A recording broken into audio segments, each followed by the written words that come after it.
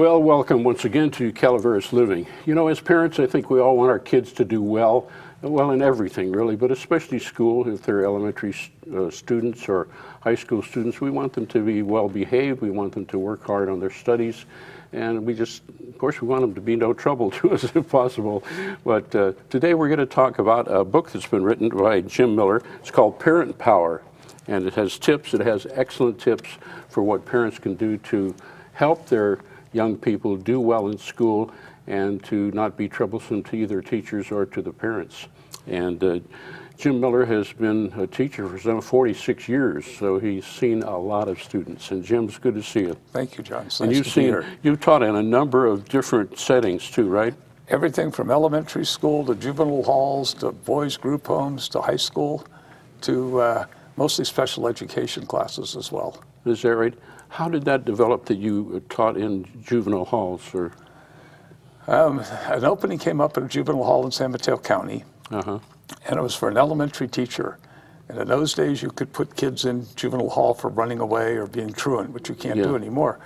So I had the whole elementary school, from kids as young as 8th grade through 8 years old. Had you had much experience up to that time, or were you early? I taught in Australia for a year in very little experience, to tell you the truth. Pardon? Very little experience, to tell you the truth. There, boy, right? That's a challenge then. No, it was wonderful. Oh, was it? Okay. It was the perfect school. The kids got to go to school not as a privilege. As a privilege, not a right. Yeah. So they had to do all their chores, take care of all their business, then they got to go to school. And if they didn't go to school, they got to sit in their room. So when they came to school, it was a privilege, and they enjoyed it. And the kids that I had were wonderful. Every kid that went to juvenile hall school, when you'd run into them out on the street, would ask if it was possible for them to come back to juvenile hall school. Wow, that's a surprise to me. Yeah. And the reason is that they had no excuse for not performing.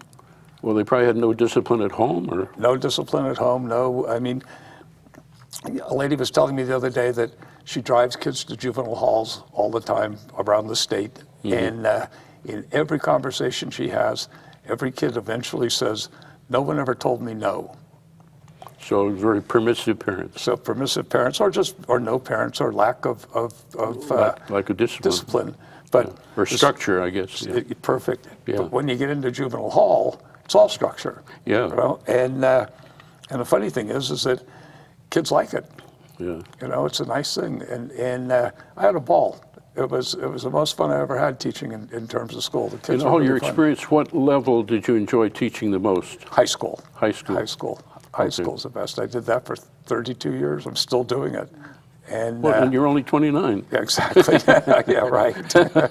Now, did the high school students, they would respond more than elementary students, or you just sought more satisfaction in what they did? The difference for me is with elementary kids, you talk at them.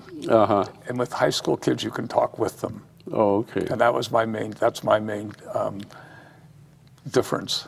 And the high school kids want people to talk to. They want people to guide them, and they want people to actually tell them what to do. Okay. Where in your career, when did you get the idea for this book? You know, when did you come up with the procedure or the structure that you talk about in the book? I've been doing it for well over 20 years, and I started it with a family, and the mother in the family said, "You just have to write a book about this." So, of course, I got right on it. It's only been 20 years. But she convinced me. The difference between this book and most of the books that you read on parenting is that this one's really simple. There's almost nothing to it. If you can remember two things, you know, you're pretty much on the right track. And every other book that I've ever read, you need to learn to behave differently. You'll need to learn to think differently, keep charts, make contracts, do a lot of note taking. Yeah. And I don't know any parents that have time for that. Okay, could you, for the people out there, kind of just delineate the basis of this, the whole idea of parent power and your reports? Sure. What happens is people get to the point of frustration with their kids that a lot of times they'll just give up, or they'll believe what the kid says, or they'll say, "I can't wait till they're 18 and they're gone," so forth and so on. And the kids in the meantime are looking for somebody to tell them no. So what I found is that if I could get the kids to be responsible for taking home a weekly report card. Every school in the state has a weekly report card. They do. Every one of them, if you ask for them. Oh, okay, but So you have to ask for them. and the teachers have to cooperate. And the teachers have to want to cooperate. Okay. So what happens is the parents don't have control of their kids. So my whole idea is that you bring home a weekly report card, and if the weekly report card's good, then you have a nice weekend and a good week, whatever that is by your parents' definition. If, on the other hand, it isn't such a good report, you're restricted for 1 week. That's it.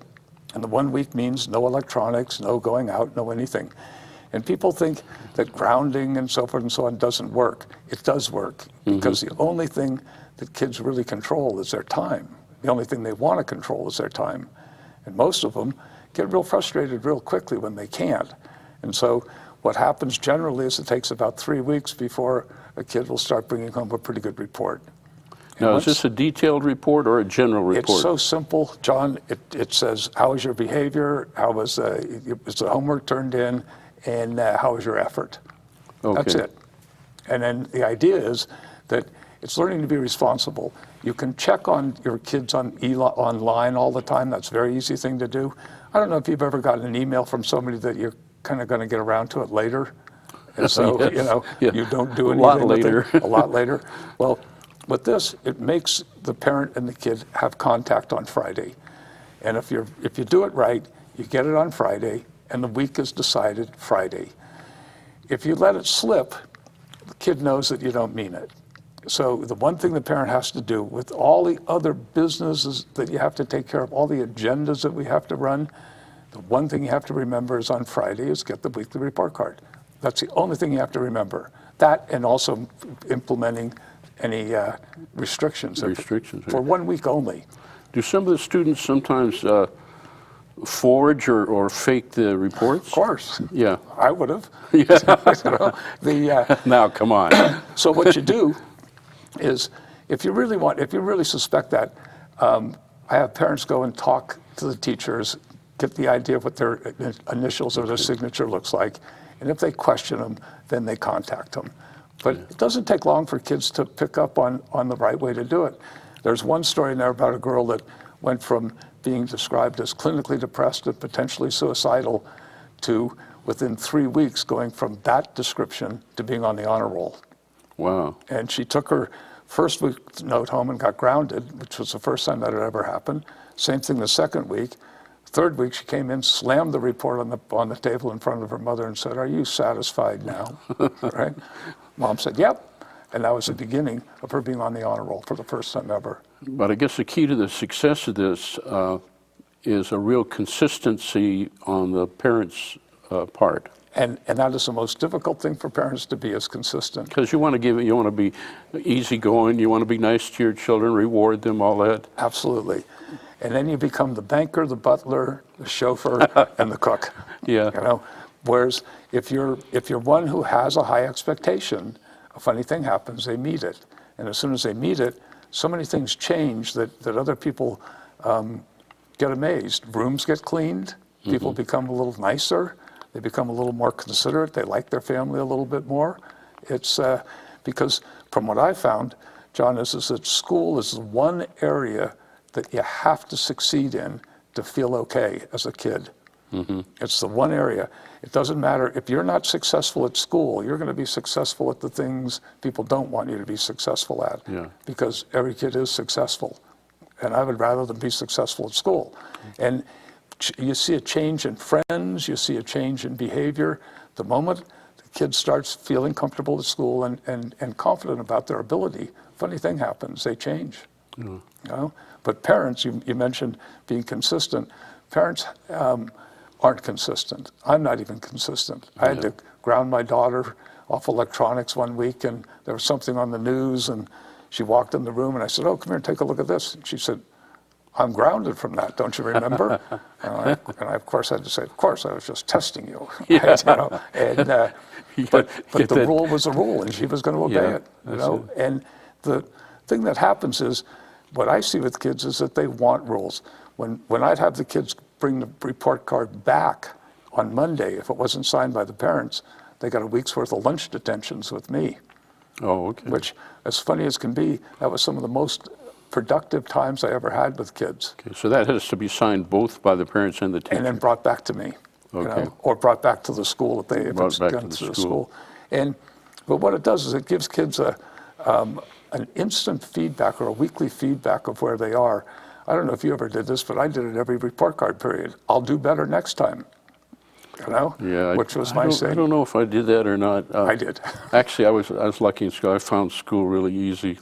I'm finding life difficult. Well, finding them both difficult. At school was never my favorite, and I would do anything to avoid responsibility.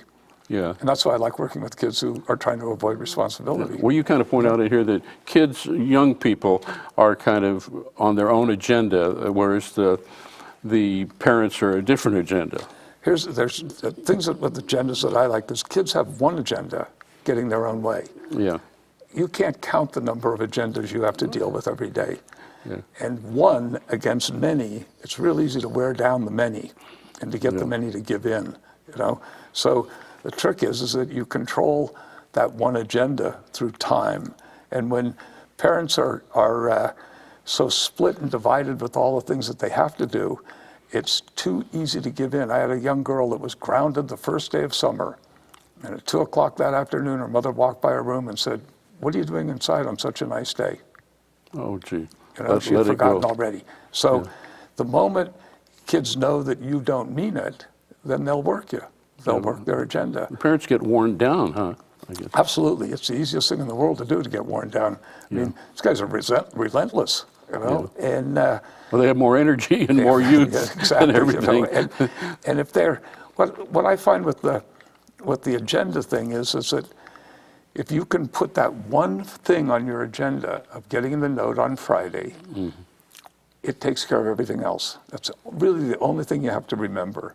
You don't have to remember to make notes of how they behaved, because the moment you get into note-taking or chart-keeping, it goes away. You don't do it. We don't have the time to follow up on it. It's too detailed, So what I see with kids is they're always looking for ways to get their way. They have an entirely different definition of the future than we do. Yeah. Their future is Friday night, and my future for my kids is when they're 30. Yeah. And so the trick that I keep trying to teach kids and parents is, as a kid, if you do well in school, your parents think you're going to do okay when you're 30. Well, that's usually true. And it's usually true. They won't care what you do on Friday night. No. Whereas if you're not doing well in school, then they do care what you're doing on Friday night. And considering that the kid doesn't care about being 30, because of course he's not going to live that long, he knows that, right? It's too far in the future. It's too far in the future. He wants immediate freedom. Yeah. So how do you get it? By satisfying your parents' definition of the future, and then they allow you to take care of your definition of the future. I mean, I knew kids that were when I was growing up, kids that were on the honor roll, they were never home. Yeah. And they did everything they could possibly want to do, but they kept up their grades and they took care of business, and the parents were more than willing to let them, run their own lives. Yeah. That was kind of true in the family I grew up in. My sister did not get along with my mom, and I looked, even at that age, teenage, I said, the rules aren't bad, and if you just follow them, you get everything you want. And it worked out very well. And you're smart, because that's... I don't know how I got where I got that from. You're very lucky, because most of the kids I deal with, it's like, the rules are stupid, the rules are this, the rules are that. But every kid I know, every kid I've ever worked with, wants there to be rules and wants them imposed with respect, and if you can, with humor. Yeah, have a good time. And to be consistent and to be understanding. And they did a survey years ago in a convalescent hospital, and we have a tendency to tell high school kids that this is the best time of their life, that they don't have any responsibilities. Yeah. But when they surveyed people at the end of their lives, adolescence comes up last as the least pleasant time of your life. Huh. Adulthood's first, old age is second, thank God, and childhood is last. You're looking at me. No, I'm looking at me. I'm looking at me. Remember, I've been doing this for 46 years, right? Yeah. So what I tell kids all the time is this is the hardest time of your life. Yeah. You know, and but it also determines how good the best time of your life is going to be. Yeah. But one kid came up to me after I gave that lecture, and he said, "I'm glad you said that." He said, "Because," he said, "I've been thinking about killing myself." Oh, I geez. was like, "What?" And he said, "Well, I'm miserable, and if this is the best time of my life, you know, Yeah. what do I have to look forward to?" Yeah. So we give messages to kids all the time that are contradictory to what they feel. Yeah. And if you can get to what they feel, you know, and they'll buy into you, they'll work with you. And I had a professor years ago that said, don't be a teacher. Nobody does anything for a teacher. Be a lover. Now, this is so long ago. There's no carnal, you know, in this, but be a lover. Get your students to love you. And how do you do it? By making them learn. Yeah. You know, and if you make them learn, funny thing happens, they respect you and they'll do anything for you. That's good. Now, you consider yourself an education coach, right? So you've had to counsel or coach both students and parents, right? Right. And a lot of times, what I found is the best is that nobody likes having a dysfunctional situation, Yeah. even the kids. So a lot of the families, I'd get together with the kids and the parents and just say, listen, here's an idea you guys can try. How do you get together with them? Bring them all to school or Either do to it school. independently on your own? In special ed, you have a lot of meetings. Oh, okay. So it's real easy. But with people that I've helped with who aren't in special ed, I'll go to their house or we'll meet somewhere at a restaurant or something. Restaurants work real well because kids are generally pretty well behaved in public. You know, they're not going to blow up. But that's taking your own time? Oh, yeah. And because it makes my life easier. Yeah. You know, They're both school, school. That's right. And I mean, one young man, I'll give you an example of how extreme it can be. One young man entered the 9th grade. He could not read. And he announced that he only went to school 3 days a week. And what was I going to do about it? And I said, I'm going to enjoy the 4th and 5th day. And he kind of looked at me and I said, no, I'm only kidding. Right? That's a good answer. And he said, I don't do the things I don't want to do. I said, what? Okay, I don't blame you, right? I understand that. We couldn't read, and I can't use a couple of the words that transpired in this conversation, but the 3rd day of school, he raises his hand and he calls out, hey, expletive, are you going to help me or not? Right? And what he wanted was me to kick him out so he could go home, be suspended, and blame me for being out of school. What did you say? I can't tell you. But I whispered something in his ear that got his attention, and then I apologized to him for it. And I said, I shouldn't have said that. You got me very upset, which I wasn't, but I said, you got me very upset, and look what it did to me. If you want, go down to the principal, tell him what I just said, and he'll fire me. Oh. All right? And he looked at me and said, well, I don't want you fired. And then he thought for a second, and he said, I shouldn't have said what I said either. I said, no, you probably shouldn't have. He said, so I'm sorry? I said, okay, so am I. I said, now what's your math problem? So from that day, the kid changed. And there was an old program called Hooked on Phonics, which was advertised heavily for years. He got tired of not being able to read. So he'd go into my office every day. And by the end of the year, he was reading on a 12th grade level. So he learned 12 grades, and this is not comprehension, but decoding and being able to read. Did his folks cooperate? Oh yeah. Okay. And in fact, we used this whole thing. Once we got him to where he was a little bit more trusting with me, then it was okay. Then he could buy into it. So, at the end of the year, I kicked him out of special ed, and he had a terrible time for a while because in every science class, he was the only one that'd call on to read, because he was the only one that could read the scientific terms. Oh, wow. You know, so he's now fabricating airplanes for the Air Force. Oh, wow. You know, so it's amazing. And these are special ed kids, and the special ed kids up here especially are kids that generally get behind, and then you don't get caught up once you're behind in the regular school. Yeah. And then you become a behavior problem, and then we don't know what to do with you, so we put you in special ed. Yeah. But generally, most of them are very, very bright. The ones that I deal with. You know? Now, the way you were being with him and being consistent and some humor and trying to show him both sides of a story, you mentioned a person in the book, Mr. McCready, and one of the reasons he was, I guess, so respected and trusted, that he was very consistent. Mr. McCready scared me the first day I met him. I'm not kidding you. This fellow comes walking into the juvenile hall with a big cigar. He's just walking down there. I'm like, good Lord. So his whole consistency came from, he knew the rules, he knew what kids needed to do, and he read kids so beautifully. If you read the part where he knew that they were going to flip him off when he put him in the room, he was never wrong. And his whole thing was, there's rules here, we have to follow them. You're going to follow the rules, or you're going to do isolation time. Yeah. Again, the time factor is what kids hate, right? The deprivation. The deprivation of time.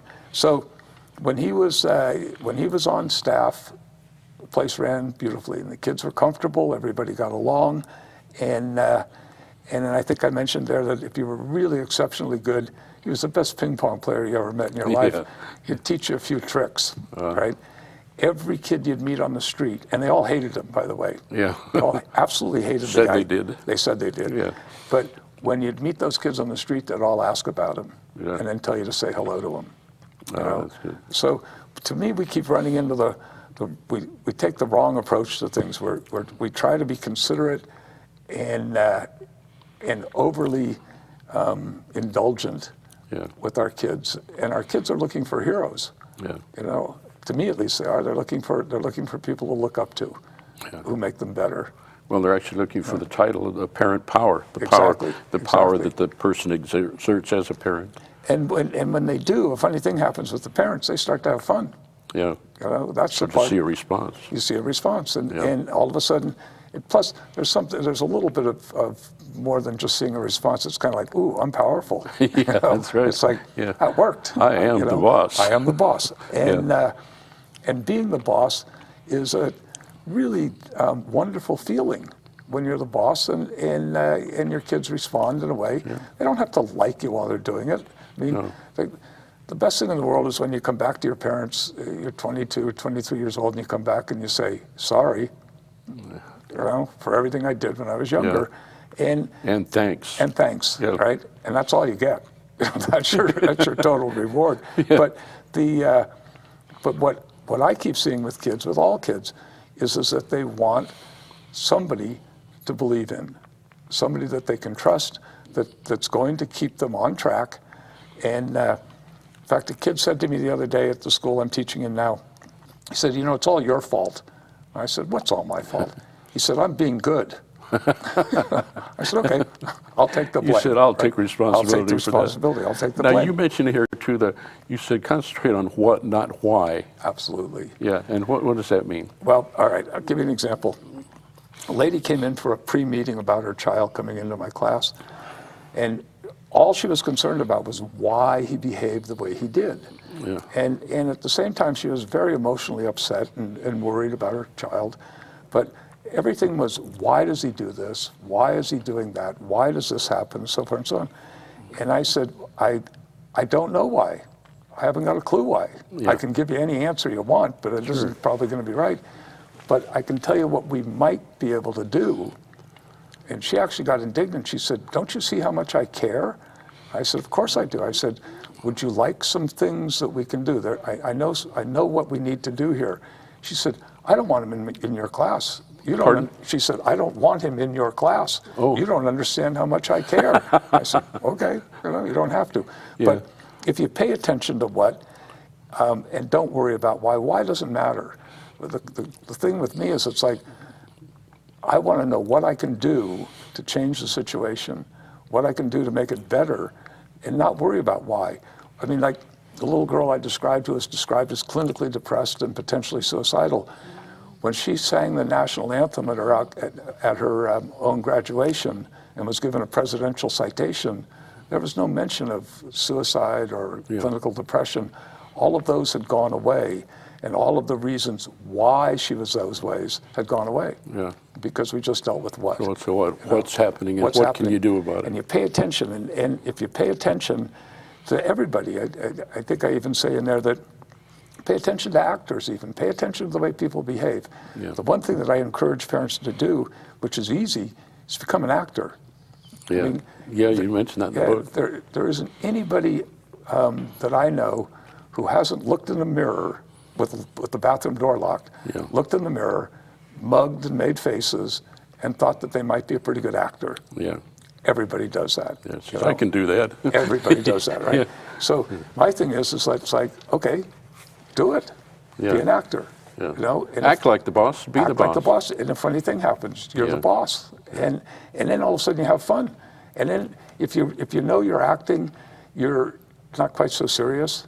You're not trying to remember everything there is. You don't have to change much about your style. But just play the role consistently. Just play the role consistently. Okay. You know? I want to just summarize. The time just zips by. Sure. But in the back of the book is a weekly progress report, and it's a sample of what you can use with your young person in school and what the teacher would sign.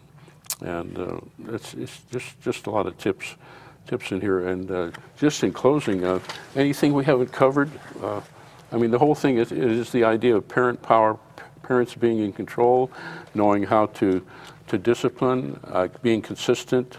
And keeping it simple. Yeah. You keep it simple, you're consistent. There's another one too. If you can have a little patience, it's great. If you can't, it isn't going to kill the situation. Yeah. And my thing with parents is don't try to change your entire persona. Don't try to go from being a gruff person to all of a sudden this soft-hearted person. If you're gruff, be gruff. You just don't have to be mean about it, and you don't have to be abusive in any way. Yeah. You know, you can still sound gruff. I mean, John, I'll tell you what, I yell at kids like you can't believe sometimes at school. I never say one negative thing. Everything I yell at them is positive.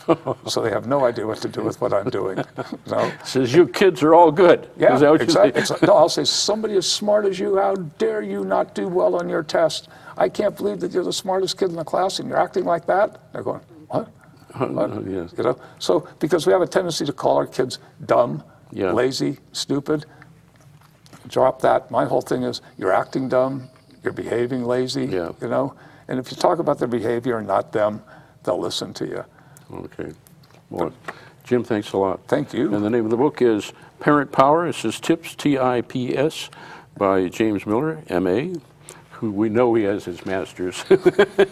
He couldn't have developed all that in all those 46 years. No. It wouldn't say, this is James Miller, uneducated, no, education coach. And it's really, really great book. It's relatively small, but it's simple, it's consistent, and it's what he's asking you to be. So we'll see you next time on Calaveras Living. Thanks.